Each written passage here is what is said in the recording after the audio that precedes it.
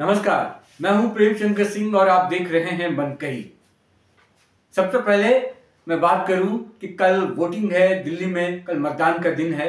आप मतदान करने जरूर जाएं, ये मेरा आपसे अपील है। और मुझे लगता है कि आपने मन बना लिया होगा कि किस पार्टी को चुनना है और इस बार जिसकी सरकार बनानी है वो कौन सी पार्टी होगी। देखिए, हालात जो दिल्ली के हैं वो अब किसी से छुपा नहीं है।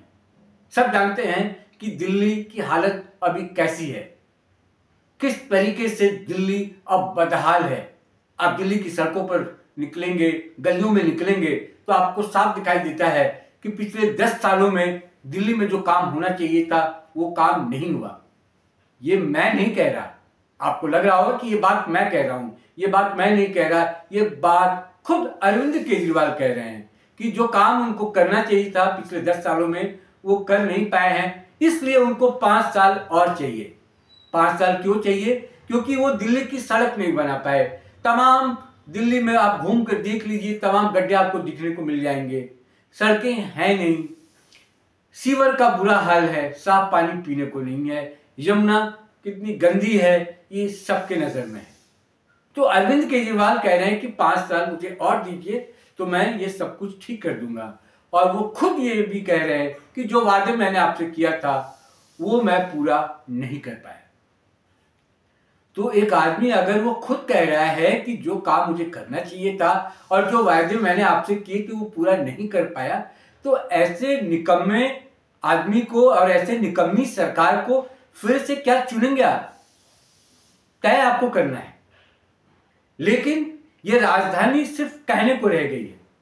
पिछले 10 सालों में अरविंद केजरीवाल एंड पार्टी पूरी दिल्ली को बर्बाद करके रख दिया है। भ्रष्टाचार के आरोप में खुद दिल्ली का जो सीएम है वो जेल होकर आया है, उसके तमाम मंत्री जेल होकर आए हैं। जो पार्टी भ्रष्टाचार के खिलाफ बनाई गई थी वो पार्टी अब भ्रष्टाचार में सिर से पांव तक डूबी हुई है। अब वो पार्टी साफ सुथरी सरकार देने का वादा कर रही है। कितना भरोसा करेंगे आप और कब तक भरोसा करेंगे आप? एक ठग मुख्यमंत्री से कितने बार आप ठगे जाएंगे ये आप तय कर लीजिए। एक दूसरी पार्टी है भारतीय जनता पार्टी, जो पिछले 26 सालों से इंतजार कर रही है कि वो दिल्ली में वापसी कर ले, लेकिन वापसी नहीं हो पाई।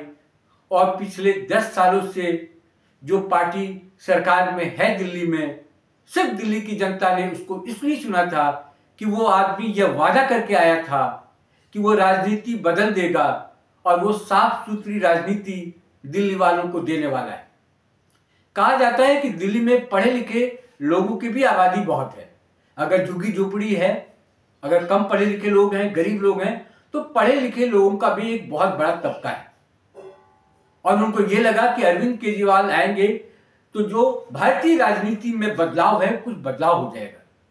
लेकिन ऐसा कुछ हुआ नहीं, चीजें और खराब हो गई।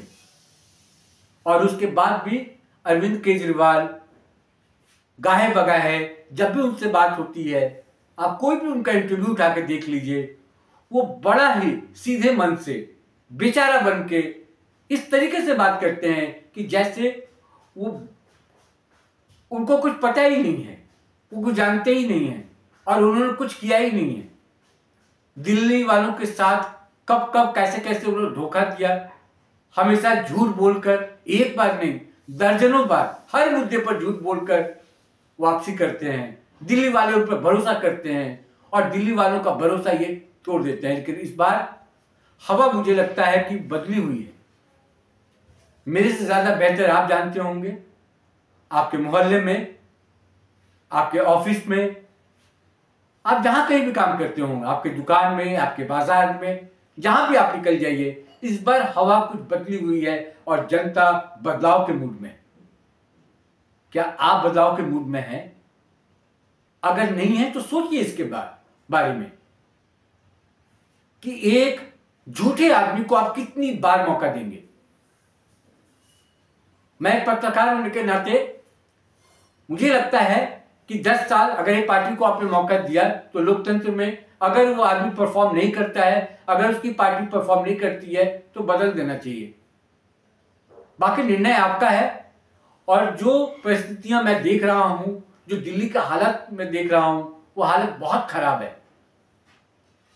फ्री बिजली के अलावा दिल्ली में कोई काम नहीं हुआ।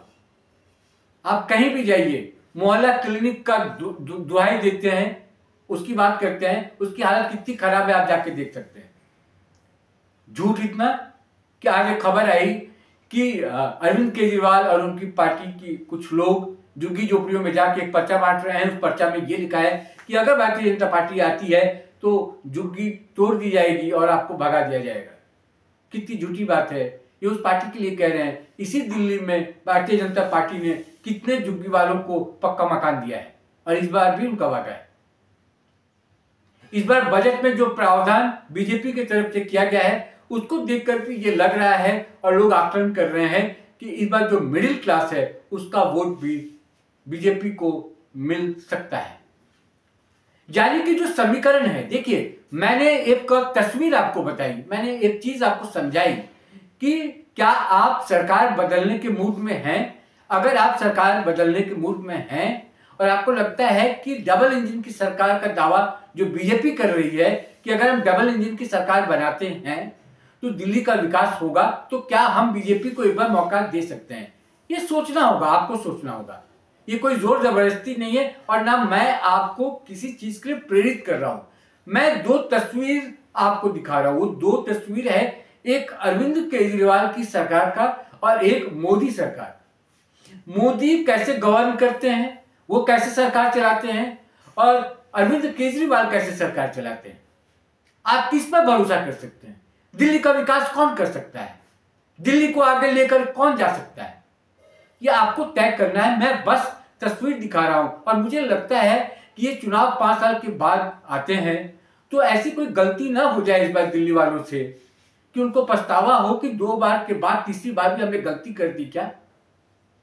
तो मुझे लगता है कि बदलाव लोकतंत्र में जरूरी है। थोड़ा स्वस्थ भी रहेगा, हेल्दी राजनीति भी होगी और सबक भी सीखने को मिलेगा कि अगर आप काम नहीं करेंगे तो जनता आपको बर्दाश्त नहीं करेगी, आपको निकाल बाहर करेगी। अरविंद केजरीवाल को क्यों हार का सामना करना पड़ सकता है और क्यों इस बार अरविंद केजरीवाल की हालत खराब है। अरविंद ने जो भी वादा किया उसको उन्होंने पूरा नहीं किया, सब लोग जानते हैं। और शायद यही वजह है कि इस बार वो घबराए हुए हैं और शायद यही वजह है कि खुद उनकी जो सीट है नई दिल्ली, वहां से वो हार सकते हैं। हालत बहुत खराब है ऐसा लोग बता रहे हैं। वहां की जनता भी उनके साथ नहीं है। कई शोज में, टीवी शोज में, वहां पे जो ग्राउंड जीरो है, जहां रिपोर्टर जा रहे हैं, जहां पत्रकार जा रहे हैं, जो लोगों से बात कर रहे हैं।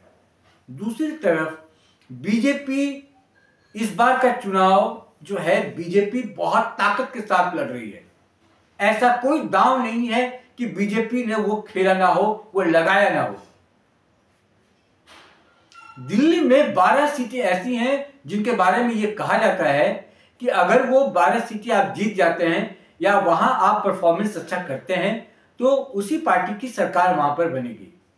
पिछली बार आम आदमी पार्टी ने वहां पर परफॉर्मेंस अच्छा किया तो उसकी सरकार बनी।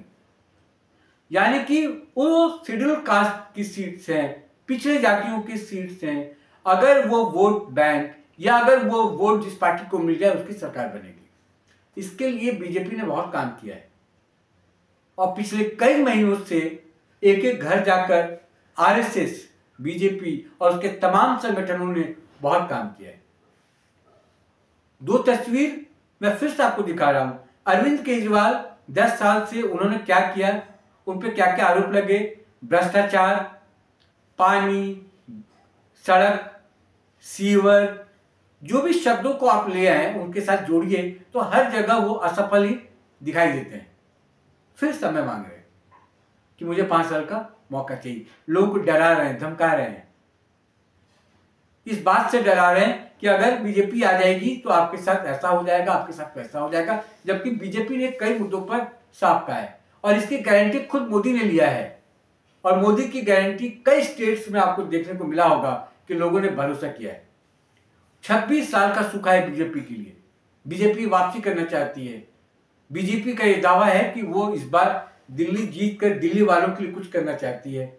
आप समझिए कि केंद्र सरकार, मोदी खुद मैक्सिमम टाइम जो है उनका वो दिल्ली में निकलता है और दिल्ली की हालत कितना बदहाल है।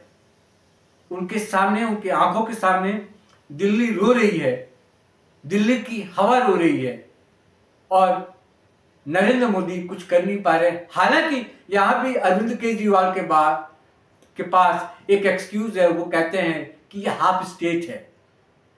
जो काम अरविंद केजरीवाल कर रहे हैं उनका ये कहना है कि कुछ काम तो केंद्र को भी करना चाहिए, केंद्र वो काम नहीं कर रहे। जो काम इनको नहीं करना है उसका आरोप वो केंद्र सरकार पर लगा देते हैं। बंगला बनाने से, शीश महल बनाने से बीजेपी नहीं रोकती, केंद्र सरकार नहीं रोकती, उपराज्यपाल जो है वो नहीं रोकते, लेकिन जो वेलफेयर का काम है, जो विकास का काम है, वो काम करने से बीजेपी रोक देती है, सरकार रोक देती है। ये किस तरह का बयान देते हैं, ये किस तरह की बातें अरविंद केजरीवाल करते हैं, मुझे समझ में नहीं आता। तो जो कुछ मुझे बताना था वो मैंने आपको बताया, तस्वीरें बताई, चीजें ही बता दी। साफ है समीकरण क्या कहते हैं, चीजें क्या कहती है, सब कुछ अब आपको पता है। कल वोटिंग का दिन है, आप जाइए वोट कीजिए। आपसे अपील है, बार बार मैं कह रहा हूं कि वोट कीजिए। कतई मत समझिए कि आपके एक वोट से फर्क नहीं पड़ेगा। आप जिस पार्टी को भी जिताना चाहते हो, आपकी पार्टी कोई भी हो सकती है, वो बीजेपी हो सकती है, आम आदमी पार्टी या कांग्रेस, लेकिन आप घर से बाहर निकलिए, वोट करिए और वोटिंग प्रतिशत जो है उसको बढ़ाइए। तो दिल्ली वालों, घर से बाहर निकलो, बाहर निकलकर वोट करो और जिस पार्टी को भी आप जिताना चाहते हैं उसको जिताओ। लेकिन इतना ध्यान रखना कि क्या गलतियां हुई हैं पिछली बार, वो गलती फिर दोबारा न दोहराया जाए और अपनी पसंद की सरकार को चुनिए और ऐसी सरकार को चुनिए जो आपका विकास कर सके, जो दिल्ली का विकास कर सके, जो आपके मोहल्ले का विकास कर सके, जो आपके बच्चों का विकास कर सके। और कुल मिलाकर स्वस्थ लोकतंत्र की जो एक परंपरा है भारतीय राजनीति में, उसको जिंदा रखने की कोशिश कीजिए। झूठ की राजनीति से बचिए, चाहे वो झूठ कोई भी बोले। गलत वायदे से बचिए, बार बार काट की हांडी को मत चढ़ाइए और चढ़ता भी नहीं है। और मुझे पूरी उम्मीद है कि दिल्ली की जनता सामर्थ्यवान है, उसको पता है कि उसको क्या करना चाहिए और वो वैसे ही फैसला लेगी जो उसके हित में होगा।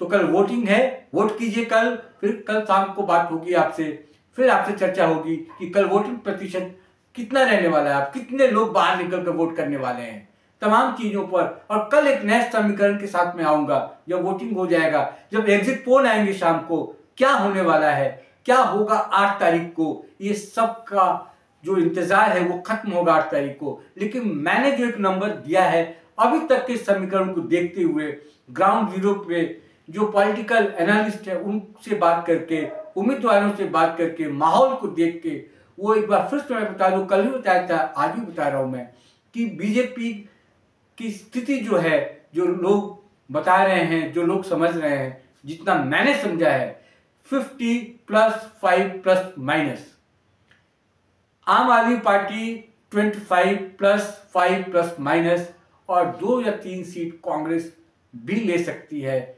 बाकी क्या होगा ये किसी को पता नहीं होता, सिर्फ आकलन कर सकते हैं, सिर्फ समीकरण समझा सकते हैं और उस पर एक अंदाजा लगाते हैं और अपनी सूझबूझ के साथ अपना एक कैलकुलेशन उसमें लगाकर हम ये बताते हैं आपको कि ऐसा हो सकता है।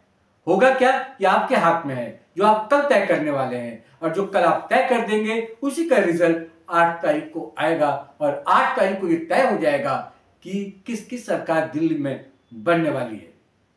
चलते चलते मैं आपसे आग्रह कर लूं, आपसे अनुरोध कर लूं कि मेरे चैनल को सब्सक्राइब कर लें, मनकही को सब्सक्राइब कर लें, इसको शेयर करें। वीडियो कैसा लगा आपको, इसमें और क्या कर सकते हैं, आप कमेंट लिख सकते हैं।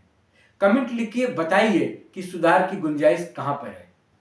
लेकिन सब्सक्राइब जरूर कर लीजिए और मुझे लगता है कि अगर आप सब्सक्राइब करेंगे तो मेरा हर वीडियो आप तक पहुंचेगा और आप उस वीडियो को देख सकेंगे।